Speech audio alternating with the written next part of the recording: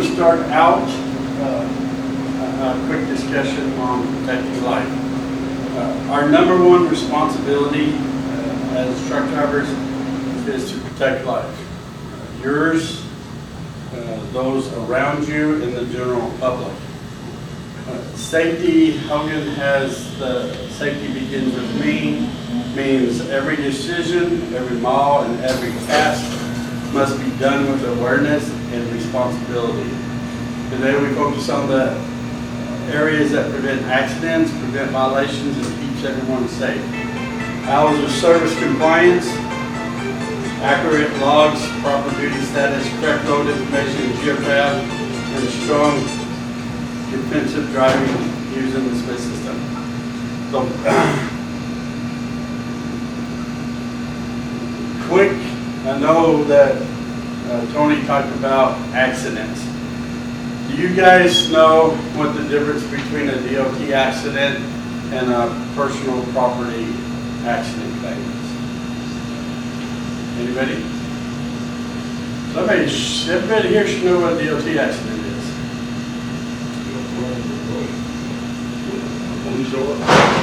So there's three qualifiers for a DOT accident, which means Department of Transportation, where we have to notify the federal government of an accident. One, a driver is involved in an accident where one or more vehicles have been towed.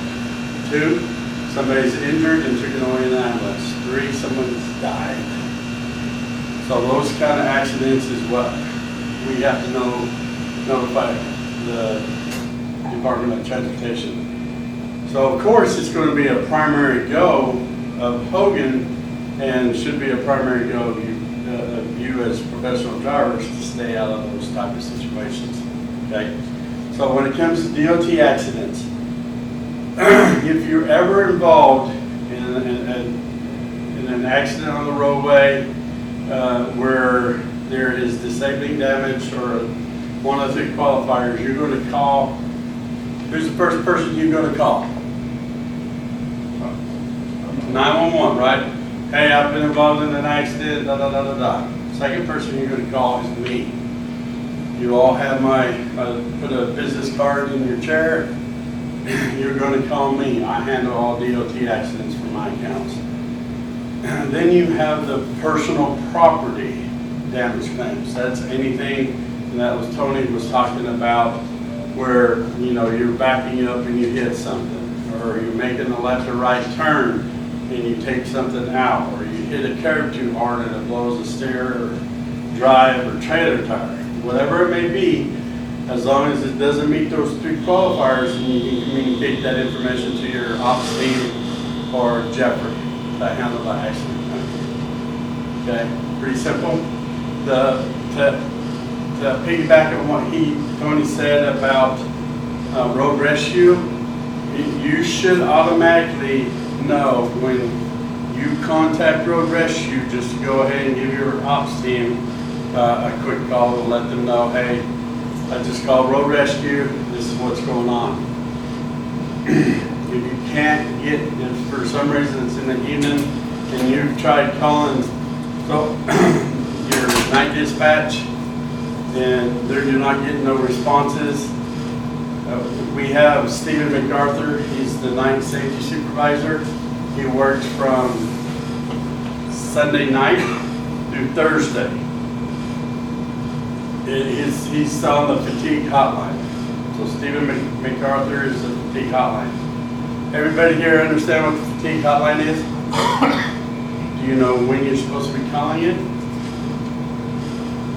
So the fatigue hotline, if you're going to be traveling between the times of 11 p.m. and 5 a.m., you need to call the fatigue hotline. It's there, really, guys, to protect you. So if something's going on in your life and you call fatigue hotline and talk to Stephen, if you're sick, if you're ill, if you cannot deliver that load safely, you need to be, this is a way to do it. You're communicating that information to Hogan. Now, to be clear, that's not the only reason you call that number. You also call them if everything's fine, to let them know you're fine and you're on the road, so they're aware of it. Correct. it's just anytime you're gonna be traveling in between those hours, you wanna make sure you're calling before you start driving. Hours of service compliance. Why do we have hours of service? What is its main goal?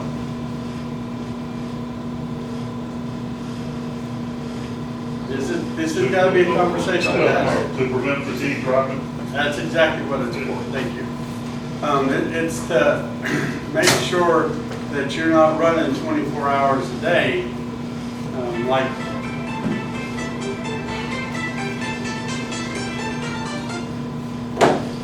24 hours a day and running 3 logbooks and doing all sorts of stupid stuff. But it is your responsibility to control your logs. Remember, it's a federal document. That ELD, when you verify your logs, you're saying that everything in there is true and correct. There's over 6,000 accidents in the U.S. a year that is directly related to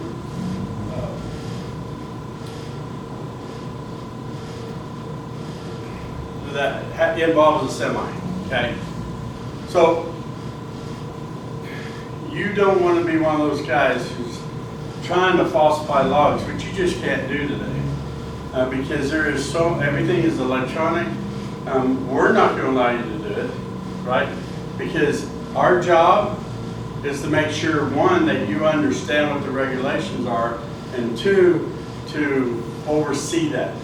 So if we're seeing hours of service violations from you, or you're falsifying logs by loading it off the clock at your first stop because you didn't leave in time to get the load unloaded, then we're going to address it with you.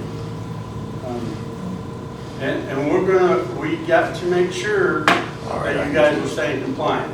So hours of service, verify your logs, part of your pre-trip every day, right?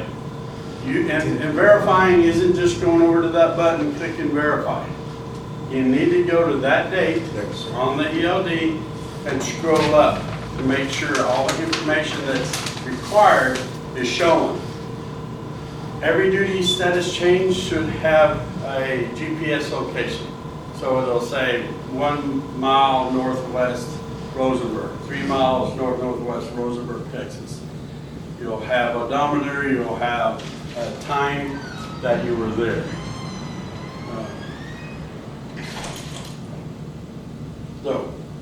And then once you've looked at it and made sure everything's correct, then you're going to verify that log. Annotations. If you look, we constantly talk about this. I know during onboarding it is thoroughly discussed. If you're on duty, you have to have an annotational remark for that on-duty time. If you're in a training meeting, like we are now, you're logged on duty and you should have driver meeting, safety meeting, just some sort of meeting on there.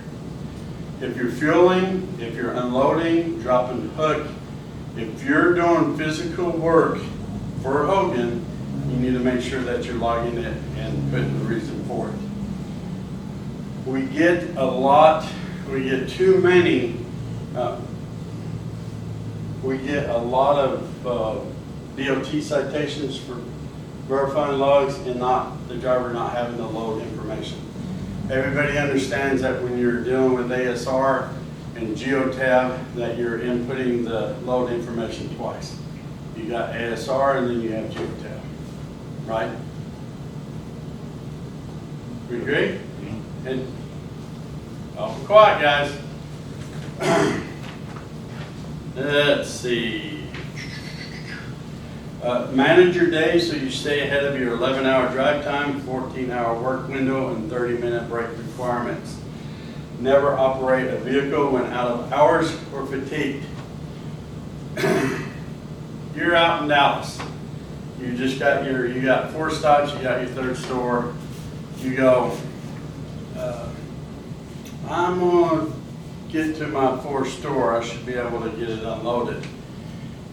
If you run out of hours once you're at the store, guys, you cannot legally move, right? If you were to leave, you'd make the decision to leave that store and violate hours of service, and some drunk idiot, right? Worst case scenario is driving along and slams into you. Who is going to be held liable for that? Why? Driving while he was not allowed. Absolutely. And if you're in a situation like that, they're going to tear your logbook apart. They're going to find, if they can find any discrepancies between what you verified and what the truth is, best wishes. It was nice knowing you. If you're having issues with your ELD, whatever it may be, communicate immediately. I would say contact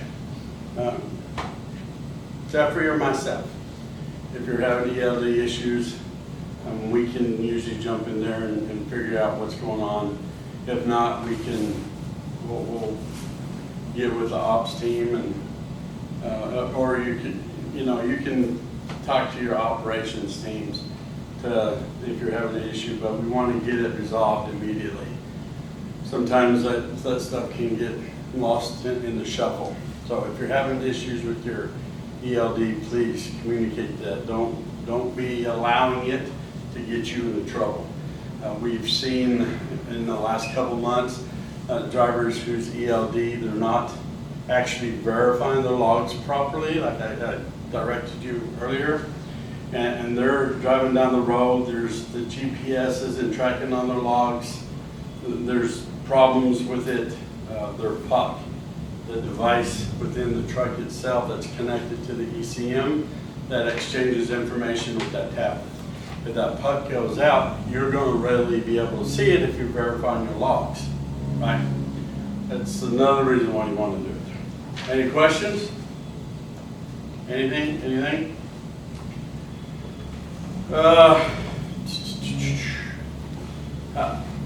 Okay. How many of you do not understand the difference between off-duty and sleeper berth? So, no hands are away, but we have a lot of issues with this. If you're in that truck and you're in the sleeper berth, that's sleeper berth time.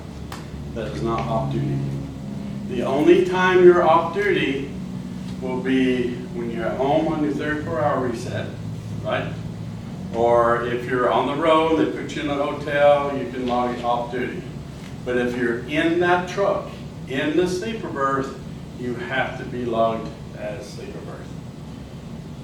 That's a log falsification. It's one of those where it specifically crops up on, like, if there's a situation where you need to have the sleeper berth exception, where you drive 7 and 3 or 8 and 2, you have to have, the only way for the ELD itself is only going to be able to do that is if you're actually logging sleeper berth time.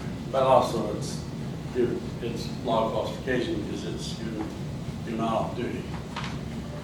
I got a question. Yeah. So you finish unloading, you go get something to eat, you come back.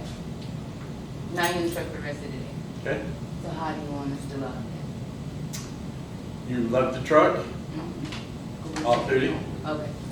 That's Just making sure. Yeah, your time is your time, so that would be logged off duty. Yeah, so you may have an hour of off-duty time and then the rest of it's sleeper berth. But yeah, you would log that time out of the truck as off-duty and then the rest of the time would be sleeper berth. Hours of service. It's specifically about drive time. Yes, you have the 30-minute break, you have the 14-hour, and you have the 17-hour. But it's all about the drive time, okay? So all it's saying is that within a 14-hour block, you're only allowed to drive 11 hours. It doesn't mean you can't work past 14. You just have to get a full 10-hour break in before you drive the truck again.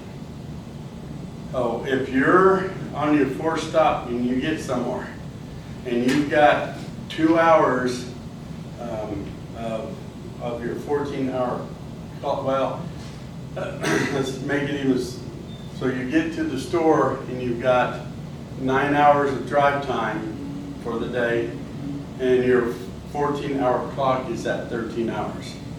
And you go, you've got 2,000 pieces, it's going to take you 2 hours to unload. You know that if your 14-hour clock, you're like, a lot of drivers think, well, I can't do it because my 14-hour clock is going to end. As long as you don't move that truck, that 14-hour, you can work beyond it. Okay, it's good to know that. Right. I've been in that situation before. Yeah.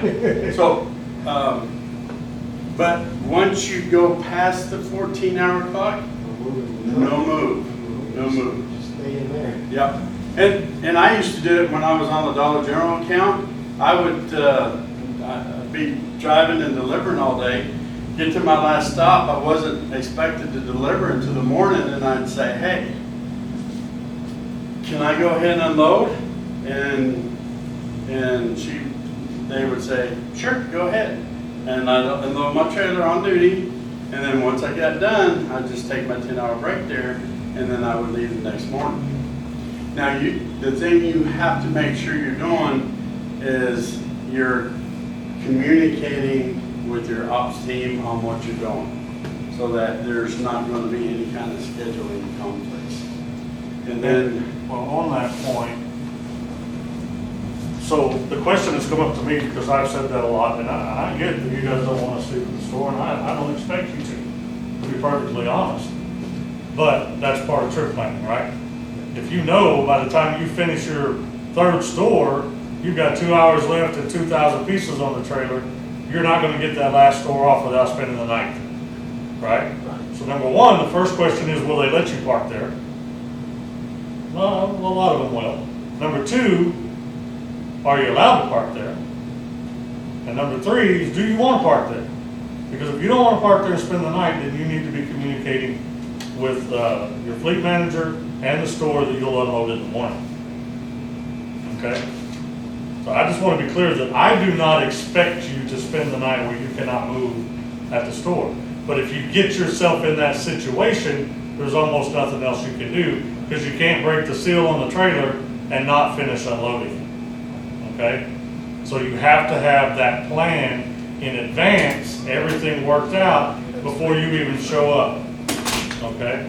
So if you're at your third store and you're finishing up, you need to make that call or find out all that information before you show up and break the seal. Right? And then Smith System. Hogan Foundation for drivers is the Smith System, and it's the Smith System 5 keys for defensive driving. Let's see. Does anybody here actually know the 5 keys off the top of your head? Yes, ma'am. Aim high and steering, get the big picture, keep your eyes moving, leave something out, and make sure that's Very good. That's the first time. That's yeah. That since I've been working here 5 years, that somebody rambled it all off. She's teacher's pet for the next 30 days. Yeah, and everything we do, whatever, we talk about protecting life. Whatever your motivation is for being here with Hogan, from the ownership down there, we have a job to do. We all have a job to do. But our priority, or the most sacred of values, should be protecting life. And how do we do that? When we're drivers, we use the Smith System. You guys are, you have 2 jobs on an account like this. Your first job is what? Drive. So, as a driver, the Smith System keys is the tools to help you do that and to do it correctly. It's like a carpenter, right? What do they need to do the job correctly. A hammer, a nail puller, tape measure. So what if they show up on the job site and they didn't bring their hammer, they didn't bring their tape measure? Technically, they're still a carpenter, but if they can't do the work, they're probably not going to get paid, right? Smith System, the same thing. It's the tools to help you be successful in the driving. This has been in place since 1952 in a written format. This actually, the common sense portion of this, probably as long as, we've been in vehicles, because we know there are certain things that you need to do to stay safe and compliant out there. So, aim high and steering. All that's saying is, hey, look as far down the road as possible. The longer you're looking, or the more information you're taking in from what's going down, it allows you a longer time to evaluate and make decisions as to speed, direction, lane, that type of information. Okay? 2, get the big picture. As a driver, you need to be knowing what your bubble is, right? Whether that bubble is above you, beside you, in front of you, or behind you. You always need to know what is going on around you. Question: if you're driving down the road and you're having a conversation and you're in an argument with your girlfriend, boyfriend, whomever it may be, is that attention keeping you from being a safe driver? The study has shown that if you're on even a hands-free device, if you're on a hands-free device and you're in a phone conversation, you're losing 36% of your brain power. 6% is going to that phone conversation because you're having to divide between what the words are being spoken to you and your driving environment. If you're not 100% focused on driving, that's when you guys get in trouble. I have seen some horrendous events occur because drivers took their eyes, they got distracted for just a second. They weren't paying attention to what they were doing. So you have cognitive distractions. That's what's going on in the head. How many of you have been driving down the roadway and thinking about stuff, and then you're like, where the hell am I? I did it. It's important to remember that any type of distraction away from driving creates risk and hazards. You always need to be thinking about that. Okay? Leave yourself an out. Be thinking about what if. What is the possibilities? I'm driving down the road. I'm checking my mirrors. I drove down here from Missouri, and when I entered Houston off of 45, it was, when it goes from 2 lanes to 3 lanes to 4 lanes southbound, I got whiplash because I was having to do this because I did nearly bumper to bumper. Nobody's holding the following distance, and you're doing this, checking your mirrors, looking up, trying to do. There's so many calculations that should be going through your brain about what's going on. Leave yourself an out. Be thinking about what are you seeing. If you see somebody coming up on you that's speeding real fast and they're switching lanes, and what's in front of you? Is there a potential for that vehicle to jump in front of you and possibly get you involved in an accident? No, we're talking about avoidable.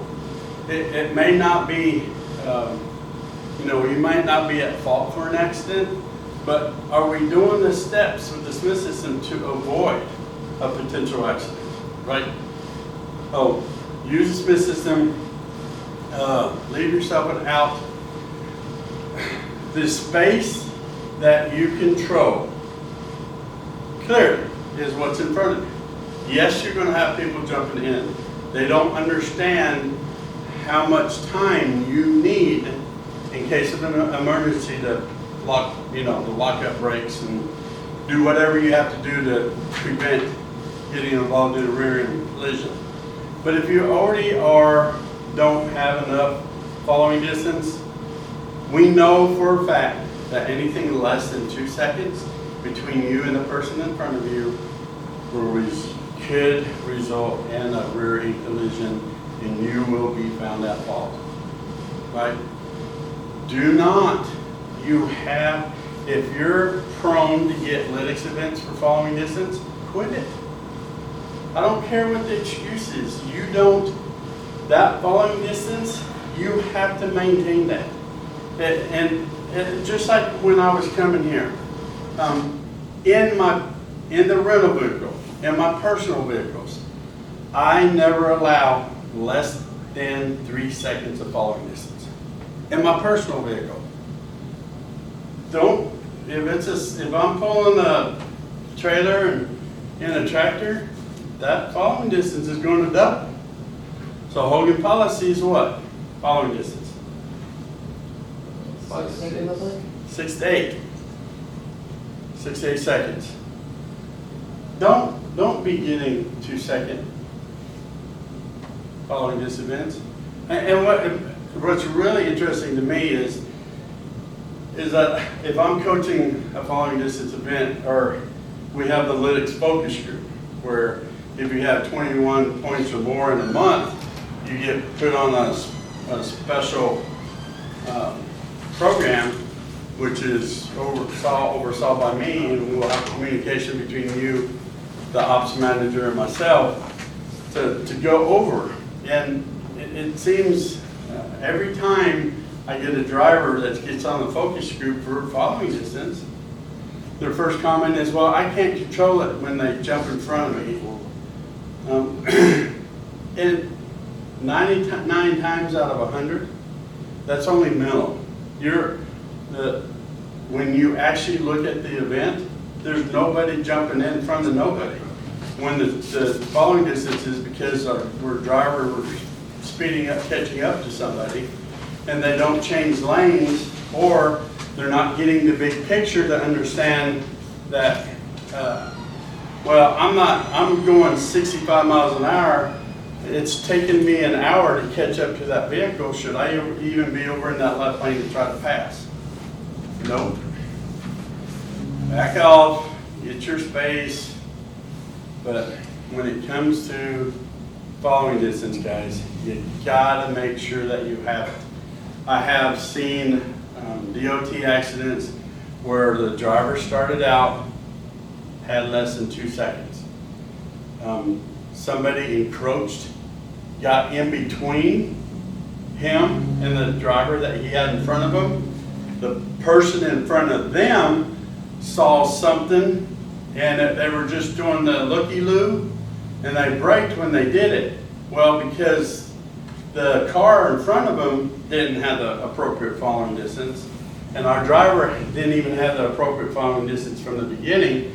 When he locked up their brakes, our driver made the decision to switch lanes without looking.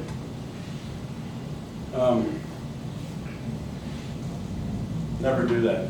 Don't put yourself in a situation. There was a van of people in the lane that he just took. Don't. Following distance, it's to protect you. You do not want to be involved in an accident, especially where you're going to be sighted. I have drivers that contact me at least once a month who have been turned, and they call and say, hey, Mr. Mike, I need your help. I can't get another job because I have this on my record. I'm like, there's nothing I can do. Nothing. We preach to you guys, and we tell you, and we train you, and we do all this. If you don't utilize it, you're putting your life, the lives of others and yourselves at risk. And if it's not just the risk of injury or death, you're putting your careers at risk. So make sure you're using following distance appropriately. Keep your eyes moving. Sometimes we'll see events where drivers are looking at the GPS or looking at their dashboard. And remember that whatever speed you're traveling, you multiply that by 1.5, will give you how many feet you've traveled in a second. So if you're at 65 and you look away at your GPS for 2 seconds, 2 seconds is not a long time. How many feet will you travel? Anybody? Was that maybe the length of a football stadium? So at 65, right, you're going to travel. I just had a brain fart. 65 times 1.5. So it's going to be 90 feet per second. So at 2 seconds, you'll have 180 feet. Go out here and step off 180 feet. Me, I'm going to be huffing and puffing, right? It's a distance. And if you add 3 or 4 seconds for whatever the distraction may be, you have to be focused on the driving. And then make sure they see you. The number one thing I can tell you to do is make sure you're driving with your lights. And when you're aiming high and steering and you're up above and you can see stuff going on that people right behind you can't see, what's the best way to notify them of danger?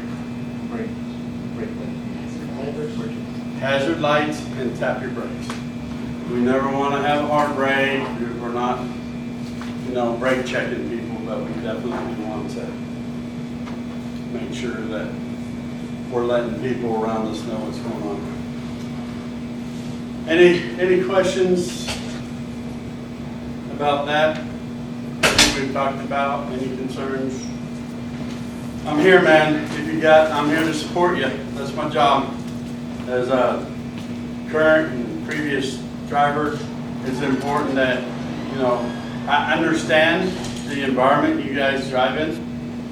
Most of us, a lot of us have, in these positions, have been either a driver or been in transportation in some aspect. We're not here to make your lives harder. We're trying to make your lives easier and your jobs easier. The last thing I will say is that if you get pulled in for, has everybody seen these? Take a look and pass that around.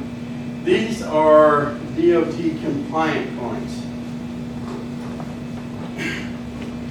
You get a clean DOT inspection, and you're going to get in an email or they're going to send you a box. It's going to have a cap, it's going to have a certificate, and it's going to have one of these DOT coins. We have multiple coins. We started this in last year, and it's just a recognition of doing your job safely and properly. Okay, that's just one of the safety awards. We also have the annual safety awards. If you don't have any DOT or preventable accidents in the previous year. So if you're hired in January 1st, you didn't have any DOT accidents or preventable injuries, then you're eligible for the annual safety award. It's all up in, has anybody been here for over a year? Have you got your safety award yet? Oh, yeah, is that a certificate or something like that? Mm-hmm. Yeah, I got it. Okay. And you should have got an email Yeah. that you were able to go into Hogan's store to buy stuff. They give you, it's credits that you can go in there and buy Hogan merchandise. Have you I can see that, but I got certificate and a letter saying, you know, where I've been before, Well- no issues with my driving, you know, they checking, they see that my driving habit there's no issues. Okay, so let's make sure after the meeting, we'll get together and I'll show you how to access that so you can buy you some goodies, okay? You guys awful quiet. Anything? I got a question. Yes, sir. Are we ever gonna get a speed limit higher than 65? No, No. no. 65 is there because of fuel. That you get your best fuel mileage, and especially as high as diesel has been. You look at, one more thing. There is a lot of expenditures, ton of money going out of Hogan. A lot of companies today are running in the red. There are just so many things affecting the transportation industry. In the last 3 months, Hogan has had, and this is, it's actually going to be more, but when I pulled the data, we've had 405 accident claims. 405. If we just pull out the preventable, it's 157, 257, excuse me. 257 of those 405 were preventable, right? The driver didn't trip plan, turned in the wrong place, blew some tires on the curb. They backed into a building and hit a door. Whatever it may be, those are, if it's designated preventable, then the cost. If anybody can get within $250,000 of what we spent, I'll give you a $20 bill.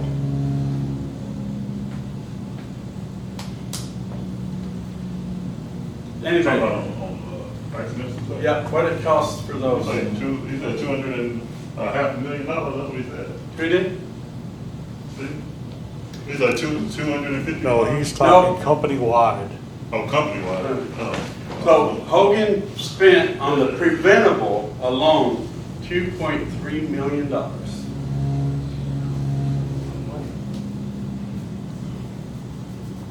I'm going to guarantee you, Company-wide, right? huh? That's company-wide, but that's only in a 3-month segment. 3 months, the last 3 months. So what do you think would happen if you guys started to take more control and make sure you weren't getting involved in preventable accidents? You think Hogan's going to transfer that money that they're paying to somebody else and make you guys happier so you would stay longer? They're going to give you that money, but they can't afford to until we get these preventable accidents out of the way. So, we're human, we err, but this is a business. If we're shelling out more money for accidents and preventable injuries, we're not going to receive the benefit of that. Okay? Okay, thank you guys. Appreciate you showing up. Stay safe out there.